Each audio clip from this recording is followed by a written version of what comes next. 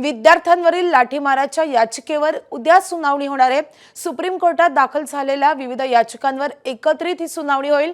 देशभरासाठी SOP तयार करण्याचा supreme कोर्टाचा विचार असल्याचं समजतंय। पोलिसांना मारहाण झाल्यावरही विचार करू असंही सुप्रीम कोर्टानं नमूद केलेलं आहे। आता या प्रकरणांवर उद्या सुनावणी होणार असल्याचं समजतंय।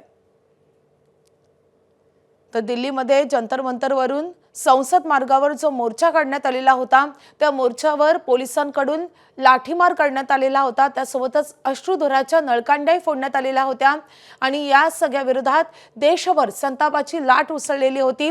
याचे व्हिडिओ समाज माध्यमांवर व्हायरल झाल्यानंतर सुप्रीम कोर्टात आता या प्रकरणी काही याचिका दाखल झालेल्या आहेत। या याचिकांवर आज सुनावणी होणार होती, मात्र आता सुप्रीम कोर्टानं असं नमूद केलेलं आहे की पोलिसांना जर मारहाण झाली तर त्याचाही विचार करू आणि आता या प्रकरणाची सुनावणी उद्या होणार असल्याचं समजतंय। विद्यार्थ्यांवर जो काही लाठीमार झालेला आहे त्या विरोधात सुप्रीम कोर्टात काही याचिका दाखल झालेल्या आहेत आणि एकत्रितपणे उद्या या प्रकरणी सुनावणी पार पडेल। सुप्रीम कोर्टात दाखल झालेल्या या विविध याचिकांवर आता सुप्रीम कोर्टानं एसओपी तयार करण्याचा विचार केल्याचं समजतंय। त्यामुळे सुप्रीम कोर्टातून आताची सगळ्यात महत्त्वाची अपडेट येते।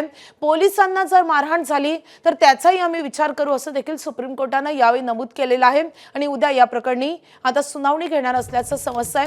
देशभरातील अशा घटनांसंदर्भात एसओपी तयार करण्याचा सुप्रीम कोर्टाचा विचार असल्याचं समजतंय। त्यामुळे अत्यंत महत्त्वाची अपडेट येते। खरं तर या प्रकरणी सध्या संसदेतही विरोधकांनी अतिशय आक्रमक अशी भूमिका घेतलेली आहे। सुप्रीम कोर्टातही आज अतिशय महत्त्वाची अपडेट समोर येते या प्रकरणी।